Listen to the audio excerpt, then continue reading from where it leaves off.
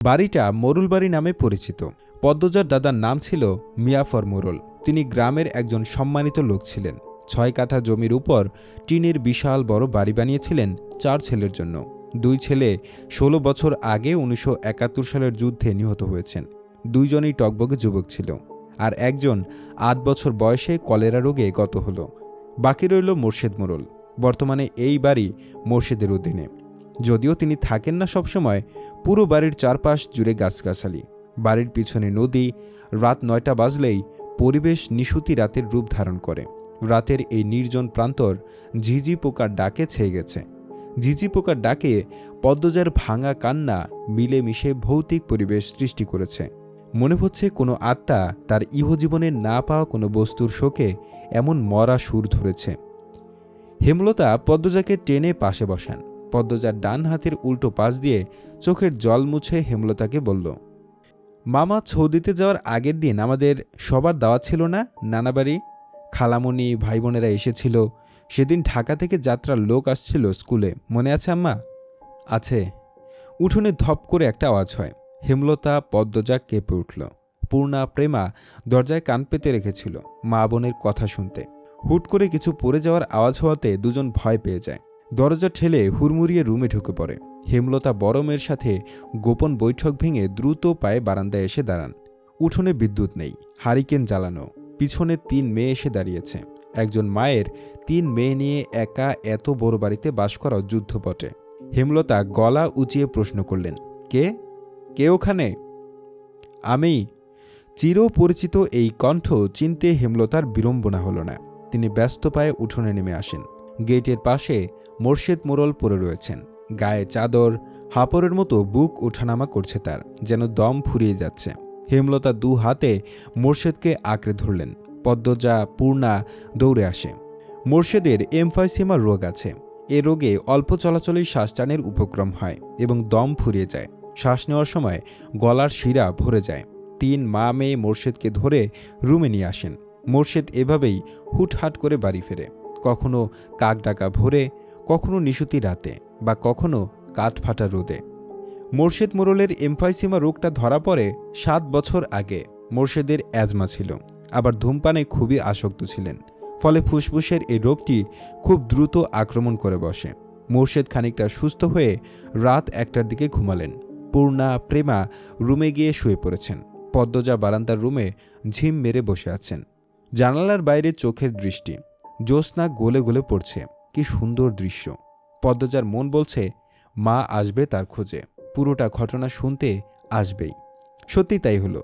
কিছুক্ষণ পরই হেমলতা আসলেন। আম্মা, বাতিটা নিভিয়ে দাও, বলল পদ্মজা। কণ্ঠ খাদে নামানো। হেমলতা বাতি নিভিয়ে পদ্মজার পাশে বসেন। পদ্মজা তৈরি ছিল, তবুও অপ্রস্তুত হয়ে পড়ে। খুব অস্বস্তি হচ্ছে। সে গোপনে দীর্ঘশ্বাস ছাড়ল। পদ্মজা তখন ৪র্থ শ্রেণীর ছাত্রী। বয়স ১০ ছিল।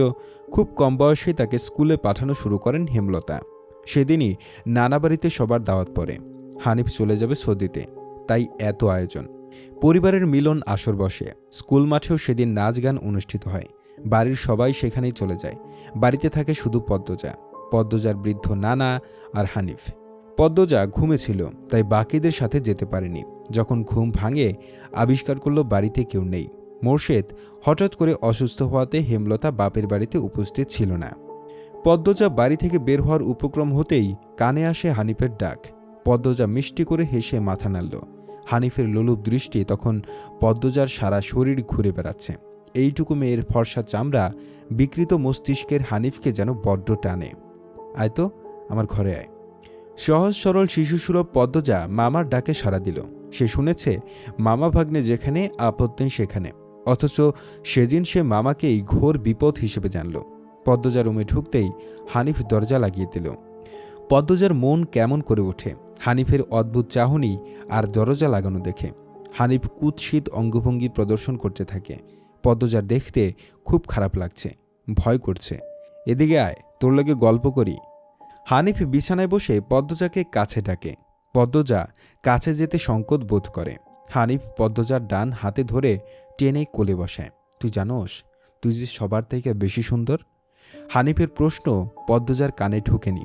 সে মোচড়াতে থাকে হানিফের কোল থেকে নামার জন্য। আপত্তিকর স্পর্শগুলো পদ্মজার খুব খারাপ লাগছে, কাঁদতে ইচ্ছে হচ্ছে। মোষ রাজকান্ডে সেরি শান্তিমতো বইয়া থাক, মামা মেলা থেকে সাজনের জিনিস কিনে দিমু। হানিফ শক্ত হাতে দু হাতে ধরে রেখেছে পদ্মজাকে। পদ্মজা কিছুতেই নামতে পারছে না। মামা আমি চলে যাব, কাঁদো কাঁদো হয়ে বলল পদ্মজা। কই যাবি? মামার ধারে থাক, বলল হানিফ। হানিফের শক্তপোক্ত হাতের স্পর্শগুলো শুধু অস্বস্তি দিচ্ছে না, স্পর্শকাতর জায়গাগুলো ব্যথায় বিষে উঠছে। পদ্মজা কেঁদে উঠল, ভেজা কণ্ঠে বলল, বাড়ি যাব আমি, ব্যথা পাচ্ছি মামা। হানিফ হাতের বাঁধন নরম করে আদুরে গলায় বলল, আচ্ছা আর ব্যথা দিতাম না, কান্দিস না। পদ্মজা চট করে কোল থেকে নেমে পড়ে। হানিফকে তার আজরাইল মনে হচ্ছে। মায়ের কাছে সে আজরাইলের অনেক গল্প শুনেছে। আজরাইল যখন জান নিতে আসবে তখন শরীরের খুব কষ্ট অনুভব হবে। এই মুহূর্তে যেন ঠিক তেমনই অনুভূতি হচ্ছে। তাহলে তার হানিফ মামাই আজরাইল? পদ্মজা দরজা খুলতে পারবে না, তাই হানিফকে ভীতি কণ্ঠে অনুরোধ করল, মামা দরজা খুলে দাও। কেন? আমি তোরে চাইতে কইছি? হানিফের কর্কশ কণ্ঠের ধমকে পদ্মজা ভয়ে কেঁপে উঠল। তার চোখ বেয়ে জল পড়তে থাকে। হানিফ পদ্মজাকে জোর করে কোলে তুলে নেয়। পদ্মজা কাঁদছে, তার খুব ভয় লাগছে, বারবার বলছে, মামা আমি বাড়ি যাব। হানিফের তাতে বিন্দুমাত্র ভ্রুক্ষেপ নেই। বাড়িতে কেউ নেই, বৃদ্ধ সৎ বাবা কানে শুনে না। পদ্মজা হানিফকে কিল ঘুষি দিতে থাকে, সেই সাথে জোরে জোরে কান্না শুরু করে। এভাবে কাঁদলে পাশের বাড়ির যে কেউ চলে আসবে।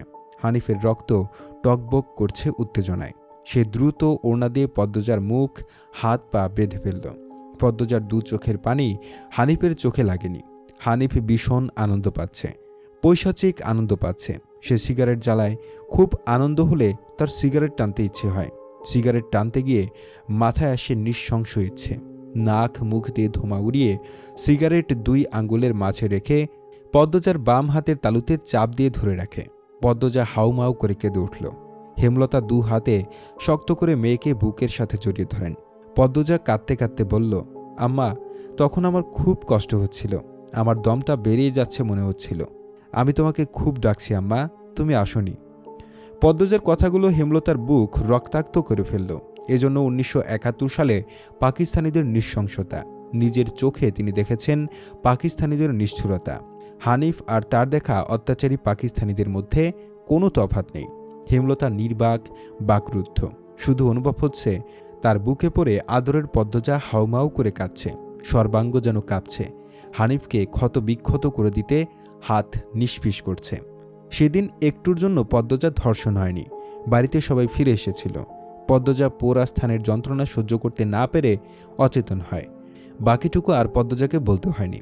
হেমলতা জানেন পদ্মজার গা কাঁপিয়ে জ্বর আসে। 21 দিন বিছানায় ছিল। ততদিনে হানিফ দেশ ছেড়ে চলে যায়। পদ্মজা ভয়ে লজ্জায় ঘটনাটি কাউকে বলেনি।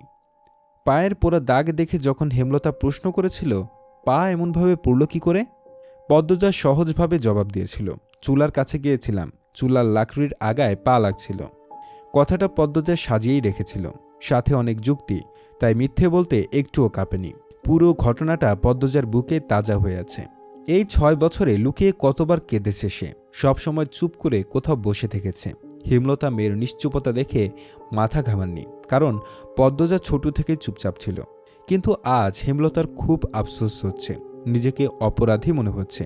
তিনি ভেবেছিলেন তার 3টা মেয়েই তার কাছে খোলা বইয়ের মতো, চাইলেই পড়া যায়। বিশেষ করে পদ্মজাকে বাড়ির পিছনে নদীর বুক দিয়ে তরতর করে বয়ে যাওয়া স্বচ্ছ টলটলে পানির মতো মনে হতো, যার জীবনে অস্বচ্ছ বলতে কিছুই নেই, সবই সাদামাটা, সহজ সরল।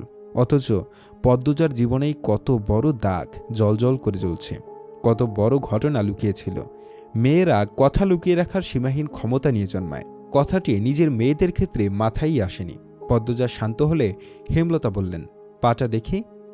পদ্মজা বা পা বিছানায় তুলল। হেমলতা পদ্মজার পা কোলে তুলে নিয়ে পোড়া দাগটা দেখেন মনোযোগ দিয়ে। রক্ত টকবক করে ওঠে, রন্ধ্রে রন্ধ্রে হিংস্রতা যেন লুটোপুটি খাচ্ছে। এই পোড়া দাগ হানিফের রক্ত দিয়ে মুছব। কথাটি কত সহজ করে বলেছেন হেমলতা, তবুও পদ্মজা কেঁপে উঠল।